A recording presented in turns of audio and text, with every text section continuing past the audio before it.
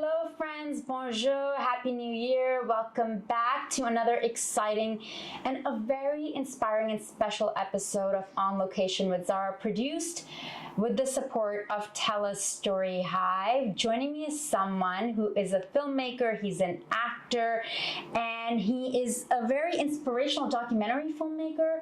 And I was watching his film this morning and literally giving me this boost of energy, this jolt of energy. You know, especially New Year rolls around, January rolls around, everyone wants to make their goal setting, write out all these ideas and resolutions, and come February, we forget about everything. So watching your film truly inspired me this morning. I'm talking about none other than Douglas Vermeeren. He's an actor, stunt performer, producer, and director. His interest in the film business began at a very young age, being inspired by blockbuster films such as Star Wars. The Force is certainly with him. Raiders of the Lost Ark and Back to the Future. So I must say, Star Wars and Back to the Future, those are certainly films. Like, I will go watch Star Wars films like by myself. The magic of the films, because I really feel like it's more than just sci-fi. But we're going to dig deep into your story shortly. He first got on the set at a young age in Canada, participating in a CBC show, playing a newspaper boy. Fast forward, now he's here, he's working in LA, he's traveling all over, and he happened to fly in today specifically for this interview, and he's off trailblazing, teaching, getting up on stages, local and international stages, and I'm so glad we connected. Douglas, welcome. Wow, that's quite an introduction, and thank you for having me. But yeah, in terms of like educating folks, not just for folks who are business minded, but I feel artists need a lot of that direction. Right. Like, as someone like myself, like, it certainly took time to be like, how do I ask for money? How do I ask to get paid? Right. How do I do this? So how did you go from, of course, we're going to talk about your acting career. What made you say, I'm going to make these films and interview these top performers, these industry leaders, and I'm going to interview them and share their stories with the audiences? Well, I think the answers are all actually interconnected. So I think one of the big challenges that most people involved in the arts have a problem with is they don't understand it's show business. You need both components. And what I mean is the show, okay, that's the talent that we have, and that's also the fulfillment we get when we're performing. But the business, like, if you don't have the business, you don't pay rent. You don't get to eat, right? And it was something a mentor once told me that I thought was really important. He says, if you don't make a profit, you don't get the privilege to continue. And so I think that that's just something that most people kind of miss. And let's be honest, like, I went to film school. They didn't really talk about the money part in film school. It was all the creativity part. So I guess this idea of how did I interview these people, how did that sort of affect me? When I was at an early age, you know, I'd made some pretty good money and as an actor, but I was also spending it just as quick. And of course, being single at the time, hey, any cute girl that would come along, I would pull up my checkbook and say, let's go have some fun, and we'd whatever, right? And one of my friends, literally an older gentleman, funny enough, old eyes see best. So I always get a mentor that has that perspective of years that can help you see things that you might not recognize. He sat me down one day, and I'll never forget, we're on a park bench, and he says, you know, I noticed something, and I got to talk to you about it because it's going to help you in your future. And I was like, what's that? And he's like, you're going through what we call the toy phase, where you're spending all this money, and pretty soon you're going to be and you're going to wind up like MC Hammer. You know, big tax bills, big problems, and you'll be broke. And so he says, we've got to help you decide and understand how your future will look.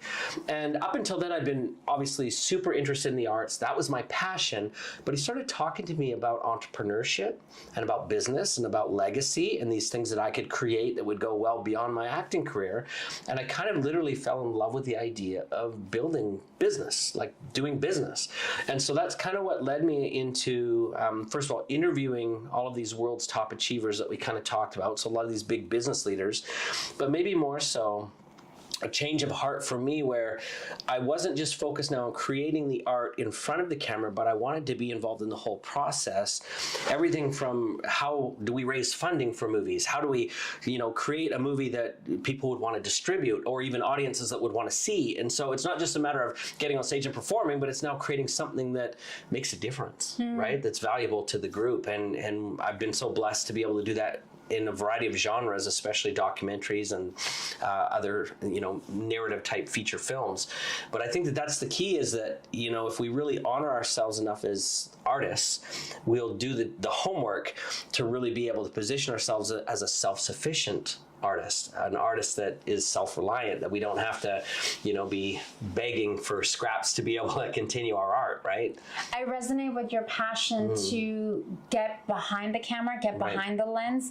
That was something that I had to learn early on. I remember being at a film festival. It was the first ever Vancouver International South Asian Film Festival, and I remember on a panel, they were talking about that, especially as a South Asian person, someone who was not born here, and the stuff that I was auditioning for at the time, it was, very like hot girl number 3, and I've never been offered hot girl number 3. Maybe there's time. If anyone's out there needing, no, I'm just kidding. I don't know. There's people that are better at that job than me, for sure. And I just didn't really like the way that it was written or whatever, and how they saw me only in certain light. I mean, it was great that I had the audition, and I remember learning from this festival where they were like, you're gonna have to get out there if you want to be taken seriously. You are gonna have to be the one who makes the decisions, creating the project and doing all the work. And that means, I say to people, they're like, what does the word producer mean? And I'm like, it's like a glorified administrator, the amount of emails and phone calls and everything that I'm doing, but then I get to have a say in what's happening with my career. It's certainly a lot of work. So I love how you balance the show and the business part. And I think that that's sadly something, especially someone who's starting out as an actor or filmmaker or going to film school to make documentary films or features, fiction, the money-making part people forget. So I love the fact that how you went on this mission to interview these dynamic leaders. Tell me about that, because you've done quite a few documentaries. They've been seen not just in Canada, in the US, in Los Angeles.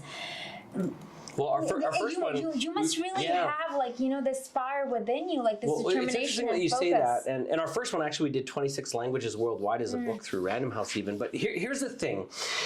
You mentioned this idea of the producer being kind of the administrator and stuff. I'll be honest, I hate that stuff. I'm not a paperwork guy. I'm not a meticulous check-the-box guy. But sometimes you have to be that guy. So let me maybe share this. In order to kind of get to those levels, you first have to be the visionary. And there's a saying that I really love, that if you want to find your willpower, you need to start by finding your why power. So what is it that you really see? Why is it you really want to do this? And then, quite frankly, if you really can catch that vision of why you're doing it, you'll have the willpower, but you'll also have something else. But if you know the big why, you can also get help. And I think that that's been one of the big things for my movies. You talked about being the visionary and knowing how to frame things up. And I love that too. And I feel like maybe I'm a bit of an amateur cinematographer, but don't fool yourself. Where I can, I'll hire the best. So when we did our first movie, The Opus, the thing I think that made it look good, it's my name on the label, but it's not my talent that made the movie. So I hired one of the guys who was a camera operator in Brokeback Mountain, Shanghai Noon, Shanghai Nights, and Good Luck Chuck, and all these things. And it looks great. And okay, so I have to apologize right now. He probably remembers that I did this. He would set everything up and the lighting and everything else, and he'd say, come take a look at this, and what do you think? Now, I loved it from the beginning, but I wanted to look like I was kind of smart too. So I'd come and I'd tweak the light a little bit, and then I'd put it exactly back where he had it. I'd go, yeah, this is good. And the truth of the matter is that was the best film school for me, is to hire people smarter than me. Now, here's a quote that I'll just share. Your audience will love this. One of my favorite quotes to live by, it's by Steve Jobs.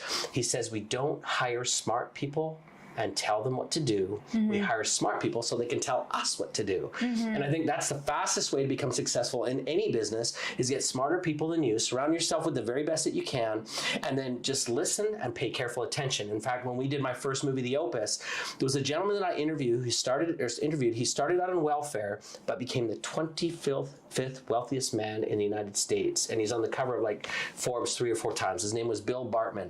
And when I was interviewing him, he said something that has made a big impact on my life. He said, if you're the smartest person in the room, get the hell out of that room because you've got nothing to learn there. You've got like, you're just there being, you know, the guru that everybody's listening to. And so quite frankly, I think that that's a smart thing to do. And by the way, the other thing he said that was really insightful, you hear this idea of people saying, you know, that you're going to be the guy who listens to everybody and then you give your opinion last. And, you know, and you just kind of listen what everybody says, listen, and then you'll hear and you'll know what to do. And he says, that's not really what you're doing. He says, what you're doing is gathering information from every single other person, and then you're going to digest that, and then you're really sharing a compilation of what you've understood. I can see, I hear your passion. I hear your desire to help, your desire to share this knowledge that you've learned. Now, let's talk a bit about this film that I was watching this morning and I really got into, because I feel like what better way to start my new year. You know, everyone's talking, we were talking about, you guys have tackled so many great topics in this, you know, the abundance mindset, gratitude, looking at fear, like, are you driven by fear? Which we can be, you know, whether you have a salary job or not, whether you're a stay-at-home mom or just an artist. So the science of getting rich, what inspired you? Like, I just love the name. Yeah. I have to say, it's not mine. Yes, I understand. Right. So tell us a bit about the science of getting rich. So I guess just to start at the beginning, the original book, The Science of Getting Rich, was written in 1910 by a gentleman named Wallace D. Wattles. And that book actually became not only the foundation for many other wealth lessons and mindset tools that we have today, but books like Think and Grow Rich, or even the big movie The Secret that everyone you know, saw in 2006 when it came out. I saw a lot of The Secret faces in there. And they're in there too. So we intentionally brought some of those people back, and they're great people. They've been my friends for years, and they've got so much more wisdom than me. So I also wanted to learn, let's be honest. But The Science of Getting Rich, in essence, I guess a great way to sort of describe it, it's really the one of the beginning kernels of the law of attraction. So in other words, the things that we put out, what we believe about ourselves, the thoughts that we have, ultimately turn into the reality we experience. And so The Science of Getting Rich was one of the first books that really analyzed these things. How can we improve our circumstances by just changing the way that we look about things and think about things and attract things into our lives? And so when I saw that this idea, like the title is genius, The Science of Getting Rich, but it's also a bit deceptive, because most people think that it's just a movie or a book about money. And the reality is wealth is not about money. In fact, one of my favorite speakers in our film, John DeMartini, says this, listen carefully. He says that everyone is wealthy, it just appears in the form that we value most, right? And so what is rich to you? As you're watching this, maybe you're thinking, I want to have better relationships with either my spouse or my children, my siblings, my parents, co-workers. Okay, that's wealth to you. We want to have those connections. Maybe for you, you're thinking, I would really prefer to have, you know, my business prosper and, you know, all of the things. Well, then again, that's wealth to you. So I had a chance to study a bunch of top achievers, both in business and finance and other areas of life. And I asked them about what their top goals were. And what was surprising is when I asked all these people, literally thousands of people over the course of about 10 years, I found that everyone's goals fit into one of 5 categories. Isn't this interesting? The first one is self. Our first goal is to feel good about our self-esteem, connection to self, the things inside us that make us feel fulfilled and empowered and everything else, right? If you don't have that, it's really hard to even progress past that, because we don't have, what do we say, that our net worth is preceded by self-worth. And I don't just mean financial, I mean who we believe we are. The second one is actually our spirituality. And some people say, well, isn't spirituality first? Well, whether you're Christian or not, there's a saying in the Bible that says, Jesus said, love your neighbor as yourself. In other words, you can't love your neighbor till you love yourself. And I think that's the important thing. So when you have self-esteem, you can then move on to that spiritual aspect. But the next thing after that spiritual aspect is our health. And people have all kinds of goals for health, but you really don't feel like you need to take care of yourself until you feel good about yourself, or you kind of understand a reason why. And then after that idea of taking care of your health, well, the next thing is we take care of our relationships. And as we take care of our relationships, guess what happens? All money and abundance comes from other people. So as soon as you take care of those relationships, you suddenly see people that want to help you too. And they want to transact with you or do business with you or support your mission or your vision. But unless you have those things kind of sorted out, see, in real life, sometimes people take shortcuts. Have you ever dated someone when all they really wanted was a relationship, but they've not been willing to work on themselves? It doesn't last very long, does it? Or when it's like super fast, like there's someone's telling you in like 2 weeks or 3 weeks they're in love, and like you're okay, it's like, you know, it's a lot. Just showing Leslie, a girl who messaged me, and She's a sweetheart. I'm not. If she's watching this, I feel already embarrassed. But anyway, she messaged me, and the picture she sent me on the bottom had the tag "Your to my future husband." No, and I haven't met her in person yet, so. Bold choice. Easy does it. Right, easy does it, but it's okay. Let's talk a bit about the film and what you're hoping the audiences who are watching will get away from it. You know, what will they take from it? Yeah, what will they take from it? What are some of the 3 takeaways that you're hoping that they will get by watching the science fiction movie? And you know what? There's definitely more than 3, but the 3 biggest ones that I hope they take away from it. First of all, it's definitely designed as an empowering opportunity for you to get to where you want to go in your life. So number 1, I'm going to suggest that I hope that you'll see in it that abundance, in however you define it, is available to everyone. It doesn't matter where you're starting. It doesn't matter where you've been. The past does not equal the future. You can create anything new, and it doesn't matter. Like, anyone can do it. So that's number 1. Number 2 is that there is an actual systematized way. There is a pattern that you can follow. In other words, success leaves clues. If others have done it, you can do it too by doing the same things. And the third one, which is probably going to astound you, it's quicker and easier than you probably ever imagined. And the reality is if you don't get started, what do they say? The return on nothing is always nothing. You care more about your failure than anyone else does. What I mean about that is no one really noticed how many times you failed to get where you're going to go. The only person that cares about your failure or clings to it or holds on to it or uses it to prevent them from getting to the next step is you. And it's kind of interesting. I once did a study, and I could give this to you. In fact, I've got it in that book that I gave to Leslie. I took a note of all the excuses that I've ever heard, and there's literally thousands of them. But here's the one thing that they all have in common. Excuses never created anything, right? Excuses never create anything. And I'm going to just maybe tell your audience this way. The size of your butt determines the level of your success. And I don't mean the butt here, okay? I don't mean just your butt here. But if you have a big butt, okay, that sounds funny, right? A big butt, you're not going to get anywhere in life. And what I mean by butt, it's like, but I can't, but I don't know enough, but I don't have enough resources, but I don't have enough connections, but.